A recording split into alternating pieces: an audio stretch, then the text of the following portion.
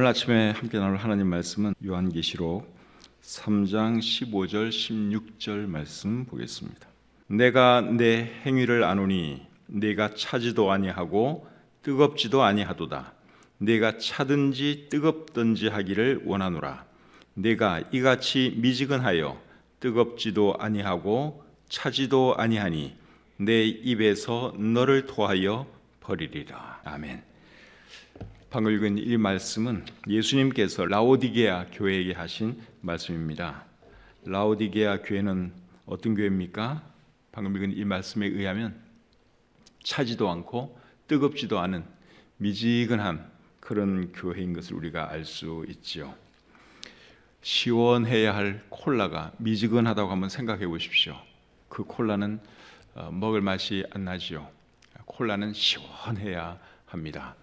그리고 커피도 마찬가지죠. 커피도 시원하든지 뜨겁든지 그래야 이 커피가 맛이 있지, 미지근한 커피는 아무도 좋아하지 않습니다. 그런데 이 라오디게아 교회가 미지근한 그런 교회였다 하는 것이죠. 교회가 미지근하다 하는 이 말의 의미가 뭘까요? 열심이 없다, 열성이 없다, 그 말입니다. 요한계시록 3장 19절을 보겠습니다. 무릇 내가 사랑하는 자를 책망하여 징계하노니 그러므로 내가 열심을 내라, 회개하라. 여기 열심이라는 단어가 나오죠. 그러니까 이 라오디게아 교회는 열심이 없는, 열성이 없는 그런 교회였습니다. 차갑지도 않고 뜨겁지도 않은 그런 커피 같은, 시원해야 할 콜라가 시원하지 않은 그런 콜라 같은 그런 맛의 교회가 이 라오디게아 교회였다 하는 것입니다. 그런데 이 교회가 물질적으로는 풍족했습니다. 요한계시록 3장 17절 보겠습니다. 네가 말하기를 나는 부자라 부유하여 부족한 것이 없다 하나 네 곤고한 것과 가련한 것과 가난한 것과 눈먼 것과 벌거벗은 것을 알지 못하는도다. 이 교회가 물질적으로는 풍요로웠죠. 영적으로는 빈약하고 열심도 없고 열성도 없는 그런 교회였지만 돈은 많았습니다. 물질적으로는 아주 풍족했습니다. 이 라오디게아 교회를 보면서 어떤 생각이 납니까? 한국 교회를 보는 것 같은 그런 생각이 들지 않습니까? 한국의 모든 교회가 다 그런 것은 아니지만 한국의 많은 교회가 라오디게아 교회 같습니다. 우리 교회도 예외가 아닙니다. 요한계시록에 7교회가 소개되고 있는데 그 7교회 중에서 한국의 많은 교회가 가장 많이 닮은 교회, 우리 교회가 가장 많이 닮은 교회가 저는 참 슬픈 일이지만 라오디게아 교회라고 생각을 합니다. 너무너무 닮았어요. 한국의 많은 교회와 우리 교회를 보면서 10년 뒤, 20년 뒤, 30년 뒤에 어떤 모습이 되어 있을까 생각하면 그렇게 희망적이지 않습니다. 10년 뒤, 20년 뒤, 30년 뒤에 우리 교회를 포함해서 한국의 많은 교회가 유럽의 교회와 같은 그런 교회로 변해 있지 않을까 하는 생각이 듭니다. 예배당은 멋진데 사람들은 별로 없고 노인들만 몇 명 앉아있는 그런 교회가 영국 교회고 유럽의 교회거든요. 그런데 우리 교회와 한국의 많은 교회들이 그렇게 안 된다는 보장이 없습니다. 그래서 한국 교회와 우리 교회를 미래를 생각하면 사실 염려가 됩니다. 우리 교회가 그렇게 되는 건 아닌가, 한국의 많은 교회가 그렇게 되는 것은 아닐까 생각하면 참 마음이 아픕니다. 그렇게 안 되려면 어떻게 해야 될까요? 요한계시록 3장 19절이 그 답이죠. 19절 끝에 보시면 네가 열심을 내라, 회개하라. 이게 답이에요. 우리 교회가 살아남을 수 있는 방법, 한국 교회가 살아남을 수 있는 방법은 열심을 내는 것입니다. 지금의 나태한 이런 신앙생활을 회개하고 정말 열심을 내지 않으면 우리 교회도 소망이 없고 한국 교회에도 소망이 없습니다. 열심을 내라는 말을 저는 어떻게 해석하는가 하면 적극적으로 신앙생활해라, 적극적으로 교회 생활해라, 그렇게 해석을 합니다. 우리 교회 성도들 중에는 적극적으로 신앙생활하고 적극적으로 교회 생활하는 분도 있지만 그렇지 않은 분도 있습니다. 수로 보면 소극적으로 신앙생활하고 소극적으로 교회 생활하는 사람이 훨씬 더 많습니다. 주일 예배만 겨우 나오는 분들이 대다수라고 할 수 있습니다. 좀 뭐 좀 하자 그러면 안 하려고 그럽니다. 주일 예배 말고 다른 예배도 좀 나오세요. 그럼 안 나옵니다. 어떤 일에 좀 헌신 좀 하시죠. 안 합니다. 상가 말씀 나눔 한번 출연하시죠. 안 합니다. 특별 새벽 기도인데 한번 나오셔야죠. 안 옵니다. 똑같아요. 특세 때나 특세 아닌 때나 교회 나오는 수가 똑같아요. 날이 갈수록 이제 이런 현상이 더 심화되지 않을까 하는 그런 생각이 듭니다. 근데 그렇게 소극적으로 신앙생활하고 소극적으로 교회 생활하는 분들을 보면 저는 솔직히 어떤 생각하는 줄 아십니까? 저분은 직장생활도 저렇게 할까? 사회생활도 저렇게 소극적으로 할까? 저래 가지고는 잘 되기 어려운데, 성공하기 어려운데, 저는 그렇게 생각합니다. 그런 분들 보면 그런 생각이 나요. 저절로 그 생각이 나요. 야, 저 왜 저렇게 소극적일까? 사회생활도 저렇게 하고 직장생활도 저렇게 해가지고는 상사가 절대 안 좋아할 텐데, 성공하기 어려울 텐데, 이렇게 보면 교회 생활하는 거 보면 그 사람이 사회에서 잘 될 사람인지 안 될 사람인지 제 눈에는 보입니다. 제 눈에는 보여요. 교회 생활 대충 하는 사람이 사회생활 열심히 할 것 같습니까? 직장에 가서는 열심히 할 것 같습니까? 어렵죠. 그 사람의 타고난 이게 있는데 교회에서 적극적으로 하는 사람은 나가서도 적극적으로 열심히 할 겁니다. 근데 교회 생활도 열심히 안 하고 뭐 좀 하자 그래도 뒤로 빼는 사람은 사회생활도 그렇게 할 거라고 저는 생각이 들어요. 이렇게 되면 심각한 문제가 되는 것이죠. 스티븐 커비 박사가 쓴 성공하는 사람들의 7가지 습관 책을 보면 그분이 쭉 관찰을 했는데 성공하는 사람들의 첫 번째 습관이 뭔가 하면 주도적이라는 거예요. 영어로는 proactive라고 하는 단어를 썼습니다. proactive라고 하는 말의 의미는 주도적이다 그 말이에요. 주도적인 거하고 적극적인 거하고 이게 같은 말은 아니에요. 주도적인 것과 적극적인 거 이게 약간 다르긴 다르지만 뭐 또 어떻게 보면 비슷한 면도 있습니다. 그래서 사회생활을 성공하기 위해서라도 사람이 어떻게 되느냐? 주도적이 되어야 되고 적극적이 되어야 됩니다. 그렇지 않은 사람이 성공하는 확률은 거의 없습니다. 성공하는 사람들은 대체로 다 주도적이고 적극적이에요. 모든 일을 나서서 합니다. 그리고 자기가 계획을 세우고 실행하고 열심히 하죠. 그러니까 성공하는 거예요. 그래서 이 스티븐 커비 박사가 성공하는 사람들을 살펴본 결과 첫 번째 습관이 뭔가 하면 그들은 다 주도적인 사람이었다. 적극적인 사람이었다 하는 것이죠. 그래서 우리 성도님들이 잘 되고 우리 교회가 잘 되려면 성도님들이 적극적인 사람이 되어야 합니다.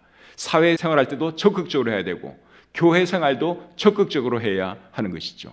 그런 사람들이 결국은 잘 되게 되어 있습니다. 성경에 나오는 위대한 인물들을 보면 거의 다 적극적인 사람들이었습니다. 야곱을 한번 생각해 보실까요? 야곱이 야복 나루에서 하나님과 씨름을 했죠. 그 씨름을 하면서 놔주지를 않아요. 놔주지를 않습니다. 당신이 내게 축복하지 아니하면 가게 하지 않겠습니다.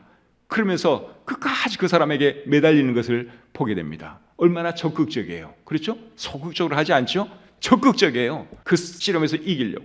또 이분에게 내가 복을 받아야겠다 하는 그 생각으로 얼마나 열심히 얼마나 적극적으로 씨름을 합니까? 그러니까 야곱이 이스라엘 12지파의 아버지가 된 거예요. 이스라엘 민족의 조상이 된 것입니다. 물론 야곱에게는 흠도 많이 있었어요. 부족한 점도 많이 있었어요. 그래도 이런 적극적인 면이 있었다 하는 것입니다. 갈렙은 또 어떻습니까? 갈렙은 85세의 나이에 이 산지를 내게 주소서 내가 그들을 쫓아내겠습니다. 여호수아에게 그렇게 말했습니다. 85세 나이에 85세 할아버지가 이 산지를 내게 주소서 이 산지를 내게 주시면 내가 저 사람들 쫓아내겠습니다. 여러분 얼마나 적극적입니까? 아주 적극적인 것을 우리가 볼 수 있지요. 다윗도 마찬가지예요. 다윗은 어린 나이에 골리앗 장군을 때려 눕힌 사람이죠.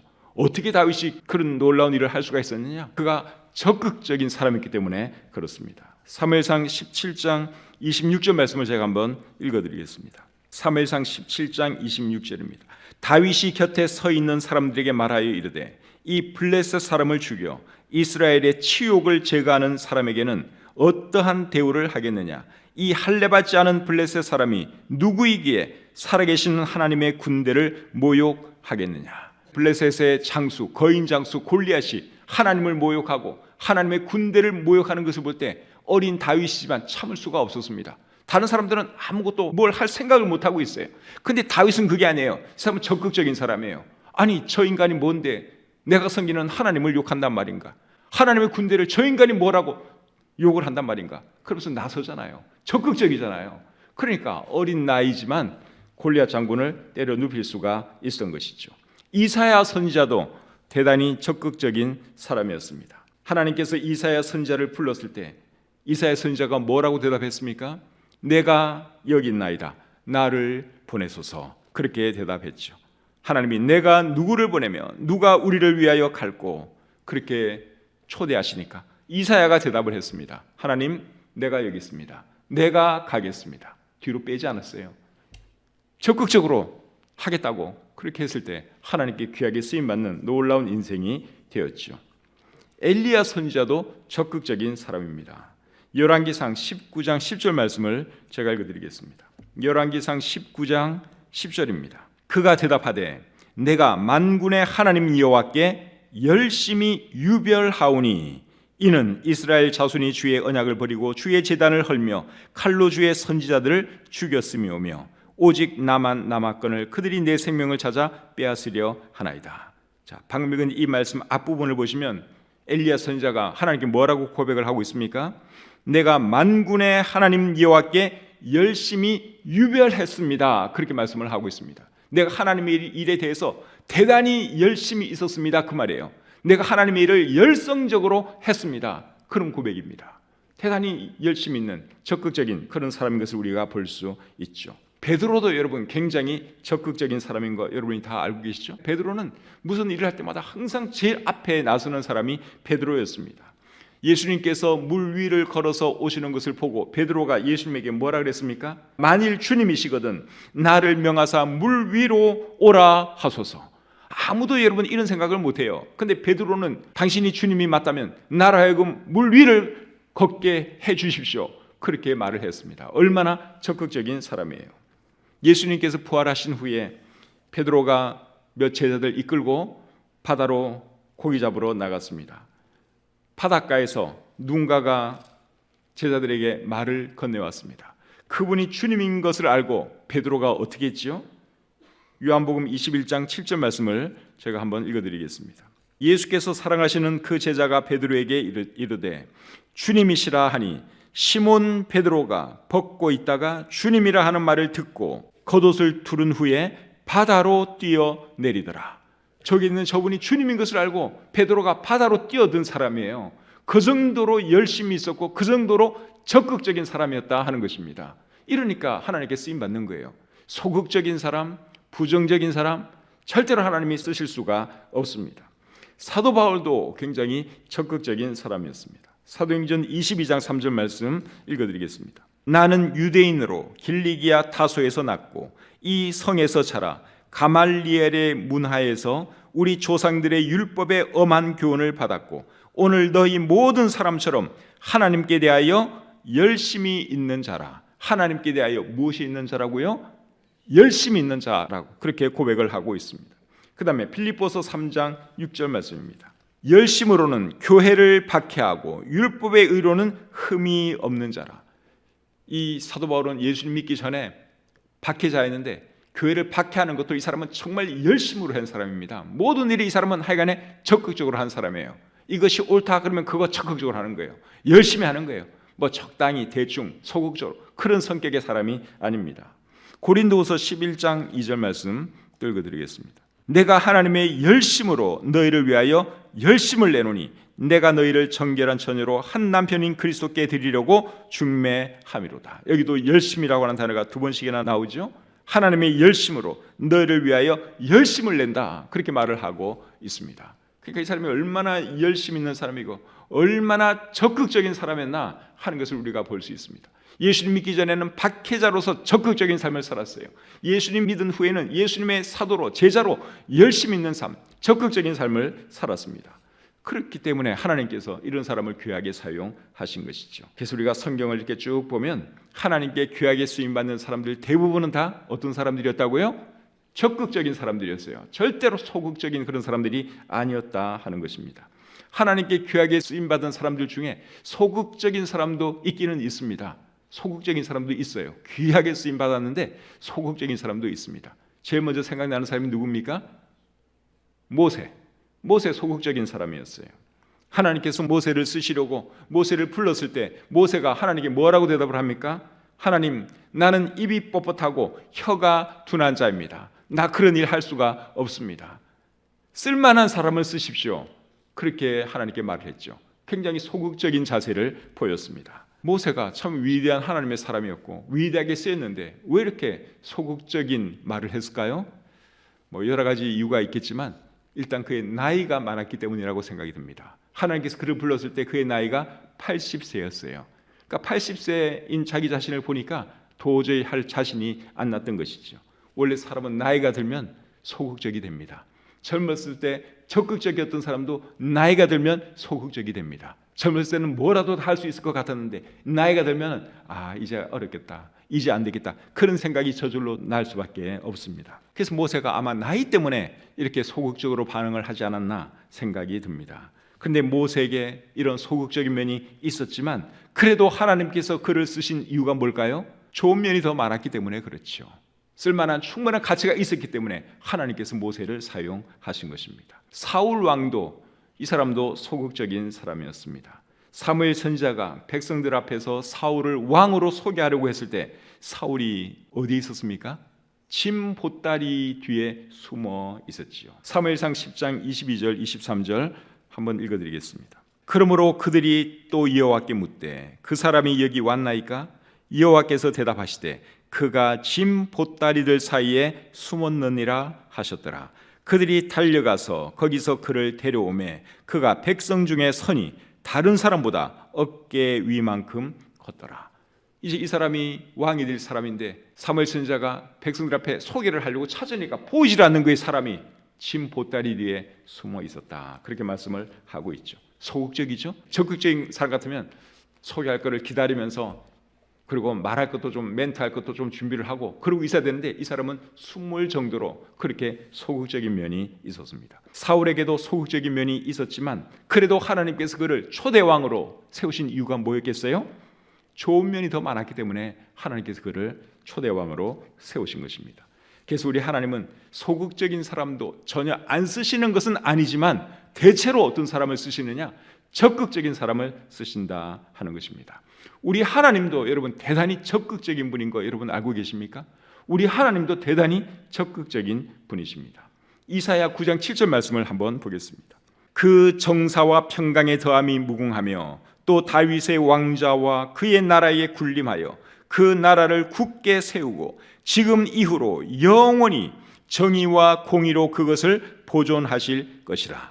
만군의 여호와의 열심히 이를 이루시리라. 만군의 여호와의 열심히 이를 이루시리라. 우리 하나님은 열심히 있는 하나님이십니다. 적극적인 하나님이시다 그 말입니다. 37장 32절에도 역시 같은 말씀이 있어요. 여호와의 열심히 이루시리라. 우리 하나님은 열심히 있는 분이십니다. 열정이 있는 분이십니다. 대단히 적극적인 분이십니다. 그렇기 때문에 하나님께 쓰임 받으려면 적극적인 사람이 되어야 합니다. 열심 있는 사람이 되어야 합니다. 성경이 우리에게 가르치는 것도 바로 그겁니다. 성경이 계속해서 우리에게 가르치는 게 적극적인 사람이 되라는 거예요. 모든 것을 적극적으로 하라는 것입니다. 히브리서 10장 25절 말씀 한번 보겠습니다. 모이기를 피하는 어떤 사람들의 습관과 같이 하지 말고 오직 권하여 그날이 가까움을 볼수록 더욱 그리하자. 이 말씀의 핵심이 뭡니까? 모이기를 힘쓰라는 말이죠. 열심으로 모이라, 적극적으로 모이라, 그 말 아닙니까? 성경이 가르치는 게 이런 겁니다. 마가복음 16장 15절 같이 읽겠습니다. 또 이르시되 너희는 온 천하에 다니며 만민에게 복음을 전파하라. 뭘 적극적으로 하라는 겁니까? 전도를 적극적으로 하라는 것이죠. 온 세상에 다니면서 열심히 다니려면 여러분 적극적이라야 가능하지, 소극적인 사람은 절대로 이 말 실천을 못합니다. 그냥 앉아서 기다릴 수밖에 없죠. 그런데 적극적인 사람은 찾아갑니다. 성경이 그렇게 하라고 말씀을 하고 있는 것이죠. 마태복음 7장 7절부터 9절까지 말씀 보겠습니다. 구하라 그리하면 너희에게 주실 것이요, 찾으라 그리하면 찾아낼 것이요, 문을 두드리라 그리하면 너희에게 열릴 것이니 구하는 이마다 받을 것이요, 찾는 이는 찾아낼 것이요, 두드리는 이에게는 열릴 것이니라. 기도도 어떻게 하라는 겁니까? 적극적으로 하라는 거 아니에요. 적극적으로. 그러니까 계속 성경이 우리에게 가르치는 게 모든 걸 적극적으로 하라는 거예요. 모이는 것도 적극적으로 하고, 전도도 적극적으로 하고, 기도도 적극적으로 하고, 그리고 주님 섬기는 일도 적극적으로 하라고 말씀하고 있습니다. 로마서 12장 11절 같이 또 읽겠습니다. 부지런하여 게으르지 말고 열심을 품고 주를 섬기라. 열심을 품고 주를 섬기라. 소극적으로 하지 말고 열심히 적극적으로 주님을 섬기라, 그 말입니다. 그래서 신앙생활을 하고 교회생활을 할 때 어떻게 해야 되느냐? 적극적으로 해야 합니다. 그런데 사람들이 그렇게 잘 안 하죠. 왜 안 할까요? 두 가지 이유 때문에 그렇습니다. 첫째는 게을러서 안 하는 거고요. 두 번째는 실패에 대한 두려움이 있기 때문에 그런 거예요. 헌신 좀 합시다. 산말레 좀 나와서 삶과 간증 좀 나눠주세요. 그런데도 사람들이 안 하는 이유는 뭡니까? 상가 말씀 그거 나가서 하다가 괜히 내가 실수하는 거 아닌가?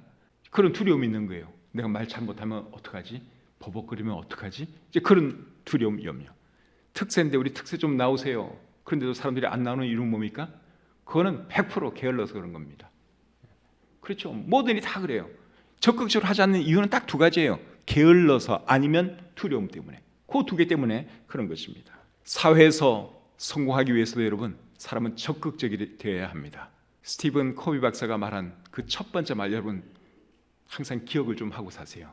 영어로는 이분이 어떻게 말했는가 하면 be proactive, 주도적이 되라. 그 책에서 첫 번째로 말하는 게 그거예요. 그 책이 뭐 성경은 아니지만 그 사람이 많은 성공하는 사람들을 보고 관찰한 첫 번째 교훈이 그거예요. 성공하는 사람들은 다 주도적이라는 거예요. 적극적이라는 거예요. 저도 원래 성향은 그렇게 적극적인 사람은 아니에요. 학교 다닐 때 자, 이거 할 사람, 그러면 저 손 제일 먼저 드는 사람이 아니었습니다. 다른 사람 눈치 보고 뒤에 처지고 하는 그런 종류의 사람이었어요. 제 성향은 그래요. 근데 어느 순간부터 적극적인 사람이 되어야 되겠다 하면서 서서히 변하려고 노력을 했고, 지금은 상당히 그래도 적극적인 사람이 된 것 같습니다. 아직도 많이 부족하지만. 그래서 여러분, 사회생활을 잘하기 위해서도 사람이 적극적이 되어야 되고요, 교회생활, 신앙생활 잘하기 위해서도 적극적인 사람이 되어야 됩니다. 신앙생활을 잘해야 되는 이유는 여러분들을 위해서도 신앙생활을 여러분이 잘하셔야 되고, 교회를 위해서도, 한국교회의 미래를 위해서도 우리가 여러분 적극적으로 신앙생활을 해야 되고 교회생활을 해야 하는 것입니다. 그렇게 하지 않으면 우리 삶에도 도움이 안 되고, 여러분 사회생활도 열심히 안 하고 교회생활도 적극적으로 제대로 안 하는 사람이 잘 되겠습니까? 하나님 그런 사람 축복 안 해주세요. 우리 자신을 위해서도 우리가 적극적으로 뭐라도 해야 하는 것이고, 우리 교회의 미래가 밝기 위해서라도 우리는 적극적으로 신앙생활을 해야 되고 교회생활 열심히 해야 하는 것입니다. 한국의 모든 그리스도인들이 그렇게 하지 않으면 이 한국 교회는 미래가 없습니다. 에이, 나 하나쯤이야 뭐 다른 사람이 알아서 하겠지. 안 그렇습니다. 우리 한 사람이 열심히 할 때 이 한국 교회가 살아나고 우리 한국 교회도 미래가 있게 되는 것이죠. 그래서 여러분, 모이는 일에도 열심히 하셨으면 좋겠어요. 사실 여기 잘 나오는 분들에게는 이 설교 제가 할 필요도 없어요. 안 나오는 사람들이 진짜 문제인데, 그래도 여러분들이 잘 들으셨다가 좀 전해주세요. 모이는 일에도 여러분 적극적으로 하셔야 돼요. 새벽기도 하는 것도 적극적으로 해야 되고, 헌신하는 것도 적극적으로 해야 되고, 교회에서 이거 좀 헌신해 주세요, 저거 좀 합시다, 그러면 알겠습니다, 제가 하겠습니다. 기꺼이 그렇게 하는 사람이 돼야 되죠. 뭐 교회에서 뭐 좀 하자 그러면 맨날 뒤로 빼고 안 해요, 못 해요.